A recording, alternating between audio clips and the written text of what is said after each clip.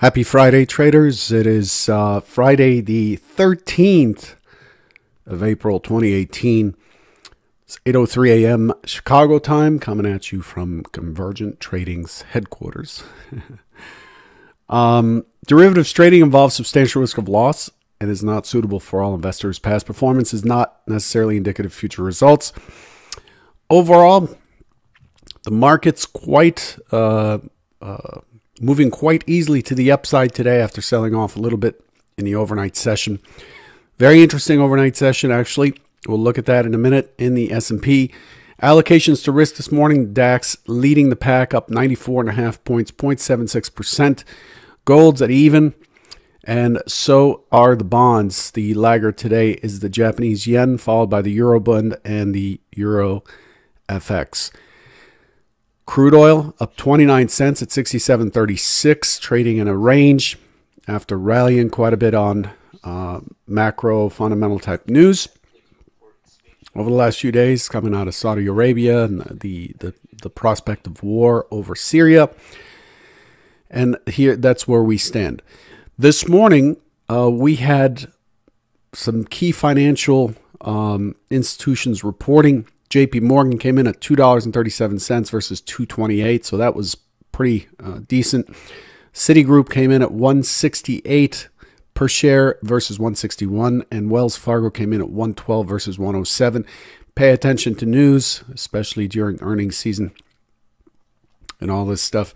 There's been a lot of tweeting by our president this morning. And so that's also in play. Who knows what's going to come out. So there's quite a bit of volatility still in the market. I think it's here to stay for a little bit.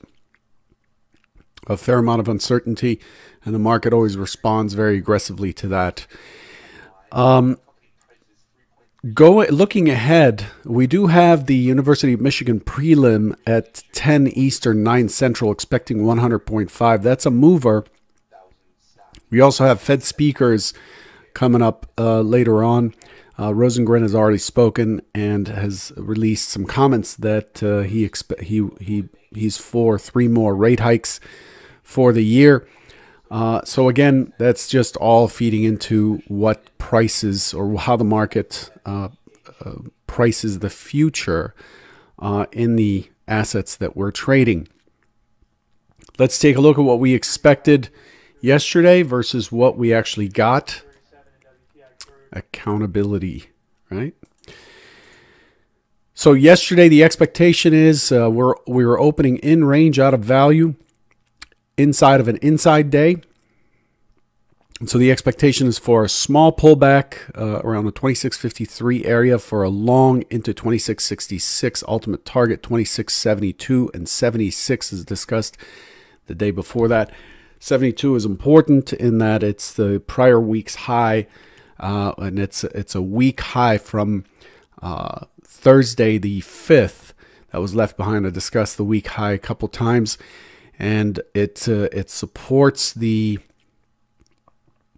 setup for scenario 1 supports the fact that we are unable to sustain lower prices from the point of control in this area at 26.56.50. And so as long as we're above 26.56.50, we're likely to get to 26.80, which we touched this morning. Nice collision, an iceberg there. We touched this morning, and we just retested, so we have a week high on the overnight session as well. So we're well on our way to the big price up above, which is 27.20. In the S&P. So this plan here is basically what we got yesterday. Here's what actually happened.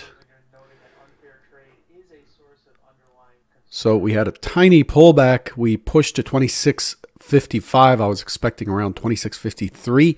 We pushed to 26.55 right off the open, and then immediately there was a stock zone here that was removed. Immediately started to move into that stock zone and then push into 26.72. And then later on, we had a small burst through it. Had a big pullback. Again, newsy. And then we started to move back to 2676. So we tapped two key areas above, and we are right dead center on this stock zone on the high and currently trading it right now. So we've stair-stepped our way into the higher prices yesterday in the overnight session. Pretty orderly trade yesterday, at least in my opinion, and with enough volatility that we can actually do something with it. Here's the overnight session. The overnight session opened up and just immediately sold off. We went below yesterday's low. You notice the close yesterday was quite weak. We pushed into 2675 and we just sold off pretty good. We sold off about 12 points, 10, 12 points into the close on pretty good volume. The delta, you can see the delta getting crushed back almost to zero here. We reopen, test lower, so we continue this auction down here, consolidate for most of the Asian session, very quiet, and then we start to drift up as soon as the European markets open, and we've been going vertical on earnings and whatever else is driving this thing, which we don't really care about.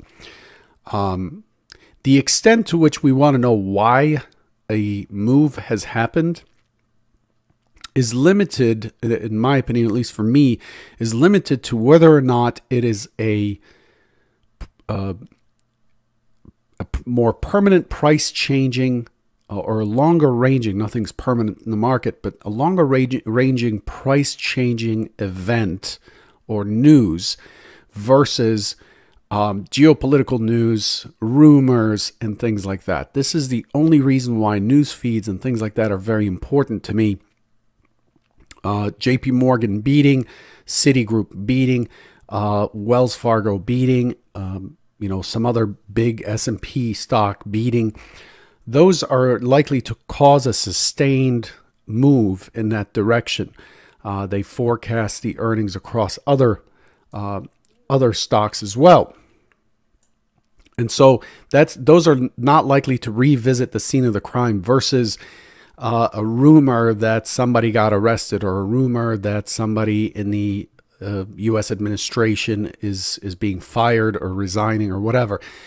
Those I tend to look at with a very suspicious eye, with the expectation that the scene of the crime will likely be revisited, just like we saw yesterday at 71.50 on this drop right here. We expect this to play out and then for the market to revisit that price, as it often does. Not always, but it often does.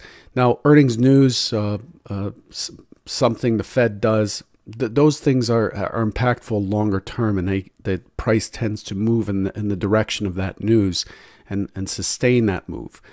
As far as so that's the overnight session.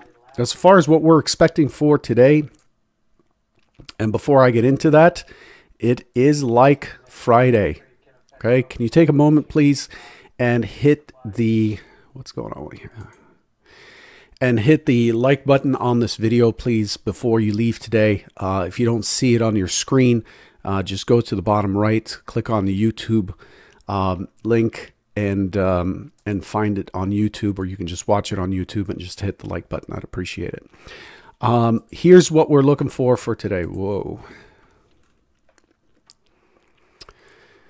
Today we're opening in a gap. We're opening up here. The expectation, just like it is on all of our uptrend gaps, the expectation is to move lower, leave a gap zone behind, basically fight the move down, look for an impulse, consolidate into 2686, the next stock zone up, and then start making our way to 2700, the century figure above. Whoa, that's pretty good writing with a mouse. Push into 2700 above. That's the main expectation for today. We do have pretty good fuel back here in terms of balance and volume. So we have 2 days with slightly higher than usual volume. consolidating within each other. And then yesterday we had basically normal volume with another consolidation with a higher point of control. So we've moved the point of control up. We're accepting higher prices. I see this as having quite a bit of fuel still left. The big price that that's in this area that has been in place since the sell-off on February 2nd is 27.20. 27.20 is going to become a magnet above 26.80. We start to move out of the low volume node and start move into the territory and the gravity pull of 27.20 going forward. As I warned earlier this week, watch out if you're short.